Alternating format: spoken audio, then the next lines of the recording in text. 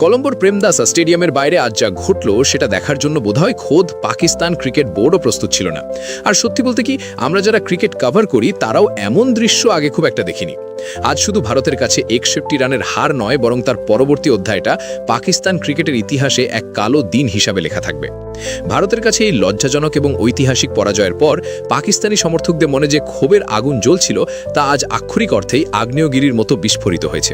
কিন্তু সবথেকে বড় খবর যেটা, এবং যে দৃশ্য দেখে গোটা ক্রিকেট বিশ্ব আজ স্তম্ভিত, তা হলো পিসিবি অর্থাৎ পাকিস্তান ক্রিকেট বোর্ডের চেয়ারম্যান এবং সে দেশের স্বরাষ্ট্রমন্ত্রী মহসিন নকভির কান্না। হ্যাঁ বন্ধুরা, আপনারা ঠিকই শুনেছেন, যে মানুষটা পাকিস্তান ক্রিকেটের সর্বোচ্চ ক্ষমতায় বসে আছেন তাকে আজ স্টেডিয়ামের বাইরে উত্তেজিত জনতার রোষের মুখে পড়ে অঝরে কাঁদতে দেখা গেছে। পরিস্থিতি এতটাই হাতের বাইরে চলে গিয়েছিল যে নকভিকে পুলিশি পাহারায় স্টেডিয়াম থেকে বের করতে রীতিমতো হিমশিম খেতে হয়।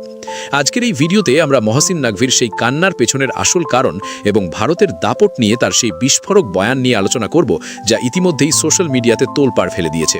তাই ভিডিওটি বিন্দুমাত্র স্কিপ না করে শেষ পর্যন্ত আমার সঙ্গে থাকুন, কারণ আজকের এই বিশ্লেষণ আপনার চোখ খুলে দেবে। কলম্বোর মাঠ আজ সাক্ষী থাকলো টিম ইন্ডিয়ার এক অসামান্য বীরত্বের, যেখানে ঈশান কিষানের ৭৭ রানের ঝড়ো ইনিংস আর বুমরাহর নিখুঁত ইয়র্কার পাকিস্তান দলের অহংকারকে ধুলোয় মিশিয়ে দিয়েছে। ম্যাচ শেষ হওয়ার সাথে সাথেই যখন পাকিস্তান দল আত্মসমর্পণ করে, তখন স্টেডিয়ামের বাইরে হাজার হাজার পাকিস্তানি সমর্থকের ধৈর্যের বাঁধ পুরোপুরি ভেঙে যায়। পিসিবি চেয়ারম্যান মহসিন নকভি যখন নিজের নিরাপত্তা বলয় নিয়ে বাইরে বেরোচ্ছিলেন, ঠিক সেই মুহূর্তেই ক্ষিপ্ত জনতা তাকে চারদিক থেকে ঘিরে ধরে। চারদিকে তখন শুধু একটাই স্লোগান, আর সেটা হলো লজ্জা লজ্জা। আর এই হারের সমস্ত দায়ভার তারা সরাসরি নকভি এবং তার ম্যানেজমেন্টের উপর চাপাতে থাকে। সমর্থকদের ক্ষোভের মাত্রা এতটাই তীব্র ছিল যে পুলিশকে মাঝখানে এসে পরিস্থিতি সামাল দিতে হয়। উত্তেজিত ভিড়ের মাঝে আটকে পড়া মহসিন নকভির চোখে মুখে তখন যে অসহায়তা আর ভয়ের ছাপ ছিল তা উপস্থিত প্রতিটি মানুষ পরিষ্কার দেখতে পাচ্ছিল। তিনি গেট দিয়ে বেরোতেই শত শত ফ্যান তাকে ঘিরে ধরে এবং গো ব্যাক স্লোগানে আকাশ বাতাস কাঁপিয়ে তোলে। যখন সেখানে উপস্থিত কিছু আন্তর্জাতিক এবং স্থানীয় সাংবাদিক তাকে ভারতের কাছে এই লজ্জাজনক হারের কারণ জিজ্ঞেস করেন, তখন আর নিজেকে ধরে রাখতে পারেননি নকভি এবং ক্যামেরার সামনেই তার চোখের জল বাঁধ ভেঙে বেরিয়ে আসে। তিনি কাঁপানো গলায় এবং অত্যন্ত আবেগপ্রবণ হয়ে মিডিয়ার সামনে এমন কিছু কথা বললেন যা পাকিস্তান ক্রিকেটের ইতিহাসে কোনো উচ্চপদস্থ কর্মকর্তা আজ পর্যন্ত বলার সাহস দেখাতে পারেননি। ক্যামেরার দিকে তাকিয়ে কাঁদতে কাঁদতে নকভি বললেন যে আজ আমি এখানে কোনো বোর্ডের চেয়ারম্যান হিসাবে দাঁড়িয়ে নেই, বরং আমি আপনাদের সাথে কথা বলছি একজন ভগ্ন হৃদয়, হতাশ এবং চরমভাবে অপমানিত পাকিস্তানি নাগরিক হিসাবে। আমাকে এবং আমার প্রশাসনকে আপনারা ক্ষমা করে দেবেন, কারণ আমি সত্যিই বুঝতে পারছি না যে দেশে ফিরে আমি আমার দেশের মানুষকে কি মুখ দেখাবো বা তাদের কি উত্তর দেব। আমরা পর্দার আড়ালে যতই চেষ্টা করি না কেন, মাসের পর মাস ধরে যতই কাগজে কলমে পরিকল্পনা সাজাই না কেন, কিন্তু রূঢ় বাস্তবটা হলো ভারতের মতো মহান দলের সামনে আমরা কোনোভাবেই দাঁড়াতে পারি না। আজ ভারত আমাদের শুধু একটা ক্রিকেট ম্যাচে হারায়নি, বরং তারা আমাদের চোখে আঙুল দিয়ে দেখিয়ে দিয়েছে যে ক্রিকেটের প্রতিটি কারিগরি এবং মানসিক বিভাগে তারা আমাদের থেকে আলোকবর্ষ এগিয়ে গেছে। আমি যখন গ্যালারিতে বসে দেখছিলাম যে ঈশান কিষান আমাদের তথাকথিত বিশ্বসেরা বোলারদের নিয়ে ছেলে খেলা করছে এবং তাদের নির্মমভাবে পেটাচ্ছে, তখন আমার নিজের দলের ওই অসহায়তা আর পঙ্গুত্ব দেখে ভেতর ভেতর কান্না পাচ্ছিল। মহসিন নকভির এই কান্নার মানসিক যন্ত্রণা এখানেই শেষ হয়নি। তিনি ভারতীয় দলের ইস্পাত কঠিন মানসিকতা, তাদের অদম্য ঘরোয়া ক্রিকেট কাঠামো এবং পেশাদার মানসিকতার ভূয়সী প্রশংসা করেন এবং অন্যদিকে নিজের দলের খেলোয়াড়দের প্রকাশ্যে তুলোধনা করতেও ছাড়েননি। তিনি আরও বলেন যে আমাদের এখন নিজেদের মিথ্যে আভিজাত্য আর অহংকারকে দূরে সরিয়ে রেখে এই কঠিন সত্যটা মেনে নিতে হবে যে ভারতই আজ বিশ্ব ক্রিকেটের একমাত্র এবং অবিসংবাদিত সুপার পাওয়ার। তাদের বডি ল্যাঙ্গুয়েজে যে আত্মবিশ্বাস, তাদের প্রস্তুতিতে যে গভীরতা এবং তাদের খেলোয়াড়দের মধ্যে যে প্রতিভা রয়েছে তা আজ আকাশ ছুঁয়েছে। আমি ভারতের এই রাজকীয় এবং ঐতিহাসিক জয়ের জন্য তাদের মন থেকে অভিনন্দন জানাচ্ছি, কারণ তারা আজ পুরো দুনিয়াকে দেখিয়ে দিয়েছে যে একটা আসল পেশাদার দল ঠিক কেমন হয়। আমাদের এই খেলোয়াড়রা বোর্ডের থেকে কোটি কোটি টাকার চুক্তি নেয়, সারা বিশ্বের লিগগুলোতে খেলে বেড়ায়, কিন্তু যখনই মাঠে ভারতের মতো বড় এবং শক্তিশালী প্রতিপক্ষ সামনে আসে, তখন এদের হাত পা কোনো বাচ্চার মতো কাঁপতে থাকে।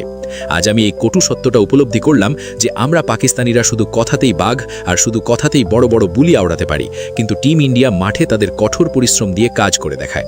তাদের জয়ের এই 61 রানের বিশাল ব্যবধান চিৎকার করে বলার যথেষ্ট যে তারা টেকনিক্যালি এবং স্ট্র্যাটেজিক্যালি আমাদের থেকে কতটা বেশি শ্রেষ্ঠ এবং মহান। নকভি স্টেডিয়ামের বাইরে ঘটে যাওয়া ওই হাঙ্গামা এবং পাকিস্তানি ফ্যানদের উগ্র মেজাজকে পুরোপুরি সমর্থন করে বলেছেন যে সমর্থকদের এই রাগ একদমই যুক্তিযুক্ত। তিনি কথা দিয়েছেন যে আগামী সময়ে পাকিস্তান ক্রিকেটে অত্যন্ত কঠোর এবং বৈপ্লবিক কিছু সিদ্ধান্ত নেওয়া হবে। তিনি কাঁদতে কাঁদতে এই মর্মান্তিক সত্যটাও স্বীকার করে নিলেন যে পাকিস্তান ক্রিকেট এই মুহূর্তে তার ইতিহাসের সবথেকে অন্ধকার এবং খারাপ সময়ের মধ্যে দিয়ে যাচ্ছে। তিনি হুঁশিয়ারি সুরে এটাও মনে করিয়ে দিলেন যে যদি আমরা এখনও ভারতের উন্নতি দেখে শিক্ষা না নিই এবং নিজেদের ভুলগুলো না শোধরাই, তাহলে আগামী দিনে দিনে বিশ্ব ক্রিকেটের মানচিত্র থেকে পাকিস্তান ক্রিকেটের নাম নিশানা মুছে যাবে, যা একজন পাকিস্তানি হিসাবে আমার সবথেকে ভয়ের। নকভি তার বক্তব্যের শেষের দিকে আরও যোগ করে বলেন যে আজ যে অপমান এবং বেইজ্জতি আমরা পুরো দুনিয়ার সামনে সহ্য করলাম তার এক একটা মুহূর্তের হিসেব নেওয়া হবে। ভারতের কাছে সূর্যকুমার যাদবের মতো একজন নির্ভীক এবং সাহসী নেতা রয়েছে এবং জসপ্রীত বুমরাহার মতো একজন ইস্পাত কঠিন যোদ্ধা রয়েছে। অন্যদিকে আমাদের কাছে শুধু সেই সব বড় বড় নাম রয়েছে যারা চাপের সামান্যতম বোঝা এলেই তাসের ঘরের মতো ভেঙে পড়ে।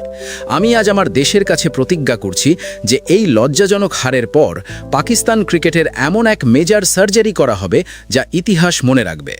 আজ এটা বলা আমার জন্য সবথেকে বড় দুঃখ এবং ট্র্যাজেডি যে আমরা এখন আর ভারতের সাথে প্রতিযোগিতা করার মতো যোগ্যতাই রাখি না। বন্ধুরা, কলম্বো স্টেডিয়ামের বাইরে ঝরে পড়া মহাসিন নকভির এই চোখের জল শুধুমাত্র জলের ফোঁটা নয়, বরং এটা হলো সেই যন্ত্রণা আর অপমানের ফসল যা আজ টিম ইন্ডিয়া পাকিস্তানের পুরো সিস্টেমকে উপহার দিয়েছে। নকভির প্রকাশ্যে এই স্বীকারোক্তি যে ভারতীয় ক্রিকেটের একমাত্র মহাশক্তি, এটা প্রমাণ করার জন্য যথেষ্ট যে ভারতীয় দলের 11 জন বীর যোদ্ধা আজ পাকিস্তান ক্রিকেট বোর্ডের পুরো কাঠামো এবং তাদের বছরের পর বছর ধরে পুষে রাখা মিথ্যে অহমিকা বা ইগোকে গোড়া থেকে উপড়ে ফেলে দিয়েছে। ক্রিকেটের ইতিহাসে হয়তো খুব কমই এমনটা হয়েছে যখন কোনো দেশের বোর্ডের সবথেকে শক্তিশালী চেয়ারম্যান নিজের দলের অসহায়তা আর বিরোধী দলের শক্তি দেখে ক্যামেরার সামনে একটা বাচ্চার মতো হাউমাউ করে কেঁদে ফেলেছেন। মহসিন নকভির এই রকম প্রকাশ্যে কান্না এটাই প্রমাণ করে যে ভারতের এই জয়ের আঘাত তাদের বুকে কতটা গভীরভাবে লেগেছে এবং টিম ইন্ডিয়া তাদের এমন এক ক্ষত দিয়েছে যা হয়তো আর কখনোই শুকোবে না। তো বন্ধুরা, এখন প্রশ্ন উঠছে যে মহসিন নকভির এই কান্না কি পাকিস্তান ক্রিকেটের এই জরাজীর্ণ অবস্থার কোনো পরিবর্তন আনতে পারবে, নাকি শুধু কেঁদে ভাসালেই সেই সিস্টেম বদলে যাবে যা ভেতর থেকে পুরোপুরি ফোকলা হয়ে গেছে, নাকি এবার সেই সময় এসে গেছে যখন পাকিস্তানকে তাদের মিথ্যে শান শওকত একপাশে রেখে একটা ছোট বাচ্চার মতো ভারতের কাছে গিয়ে হাত জোড় করে ক্রিকেটের টিউশন নেওয়া উচিত?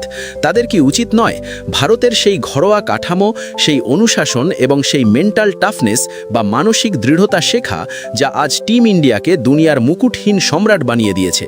এই হার শুধুমাত্র একটা স্কোর বোর্ডের হার নয়, বরং এটা পাকিস্তানের সেই দৃষ্টিভঙ্গির হার যা সব সময় ভারতের সাথে নিজেদের তুলনা তো করে, কিন্তু পরিশ্রমের বেলায় তারা যোজন যোজন পিছিয়ে থাকে।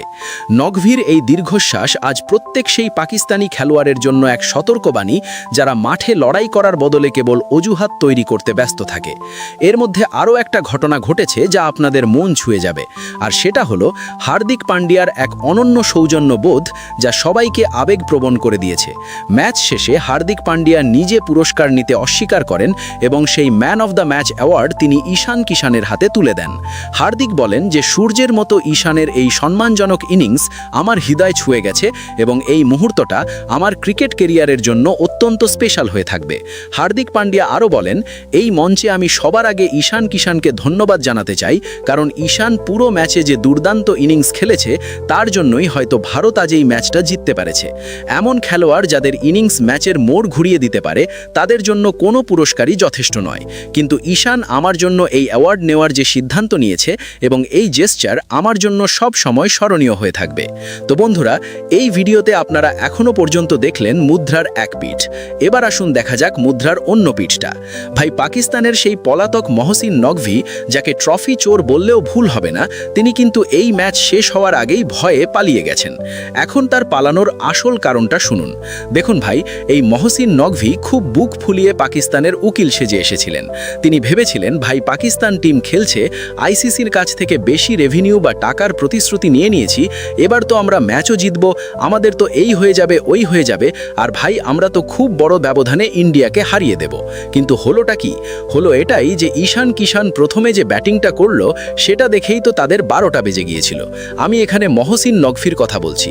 এরপর ভাই ওই লোকটার দিকে যখনই ক্যামেরা ফোকাস করা হচ্ছিল তখনই তিনি নিজের মুখ লুকোনোর চেষ্টা করছিলেন, কারণ একে তো এমনিতেই হারের ভয়ে মুখ চুন, তার ওপর তিনি আর কাকে কি মুখ দেখাবেন। ইন্ডিয়া তো ব্যাটিং করেই ম্যাচ ম্যাচটাকে একপেশে বানিয়ে দিয়েছিল। এরপর যখন ম্যাচ শেষ হওয়ার সময় আসে তখন ভাই ফ্যান্সরা তাকে আক্ষরিক অর্থেই ঘিরে ধরেছিল। পরিস্থিতি দেখে মনে হচ্ছিল যে ভাই এই লোকটা তো গেল, এর আজ কপালে ধোলাই আছে। একে তো ইনি আগে ট্রফি চুরি করেছেন আর এখন এখানে আসার দুঃসাহস দেখিয়েছেন। তো খবর যা আসছে তা হলো তিনি ম্যাচ শেষ হওয়ার আগেই স্টেডিয়াম থেকে কেটে পড়েছেন, মানে সোজা কথায় পালিয়ে গেছেন। মানে লোকটা এত বড় ভীরু যে প্রথমে তো ট্রফি নিয়ে পালালো, আর এখন তুমি এখানে নিজের দেশকে সাপোর্ট করতে এসেছো, যখন দেখছো দল ভেঙে পড়ছে, হারছে, তখন তো তাদের পাশে দাঁড়াবে ভাই। কিন্তু না, তার মনে হলো আগে আমার নিজের পিঠ বাঁচাতে হবে, তাই আমি পালাই। তো ইনি হলেন সেই মহসিন নকভি। এর ব্যাপারে আর কীই বা বলবো, যত কম কথা বলা যায় ততই ভালো। কিন্তু হ্যাঁ, তিনি পাকিস্তান ক্রিকেট বোর্ডের অন্যতম বড় একজন জোকাল বা ক্লাউন, যে পজিশনেই তিনি থাকুন না কেন। কারণ যদি ওনার গাইডেন্সে বা নেতৃত্বে বয়ানবাজি ছাড়া অন্য কিছু হবার থাকতো, তাহলে সেটা আমরা পাকিস্তানের পারফরমেন্সে দেখতে পেতাম, যা আদতে কিছুই দেখা যায়নি। তো ভাই, তিনি স্টেডিয়ামে ছিলেন কি ছিলেন না সেটা বড় কথা নয়, কিন্তু আপনারা যদি একটা জিনিস খেয়াল করেন, আমাদের খেলোয়াড়রা কিন্তু খুব সুন্দর একটা ভদ্রতা বা ডেকোরাম মেনটেন করেছে। তারা হাত মেলায়নি বা খুব বেশি সেলিব্রেট বা উদযাপনও করেনি, যদি আপনারা লক্ষ্য করে থাকেন। কারণ এই জয়টা শুধুমাত্র আমাদের ভারতীয় ক্রিকেট দল বা ফ্যানদের জন্য নয়, এই জয়টা আমাদের ভারতীয় সৈনিকদের জন্য। তাই তাদের প্রতি স্যালুট জানাই। বাকি আপনারা এই পুরো বিষয়টা নিয়ে কি ভাবছেন তা নিচে কমেন্ট করে অবশ্যই জানাবেন। আমার প্রিয় ক্রিকেট প্রেমীরা, এই পুরো ঘটনা প্রবাহ নিয়ে আপনাদের কি রায়? আপনাদের কি মনে হয়, নকভির এই কান্না শুধুই একটা নাটক, নাকি সত্যিই তিনি পাকিস্তান ক্রিকেটের সার্জারি করতে চান? আপনাদের সোজা সাপটা এবং নিরপেক্ষ মতামত নিচে কমেন্ট বক্সে নকভির কান্না লিখে আমাদের কাছে অবশ্যই পৌঁছে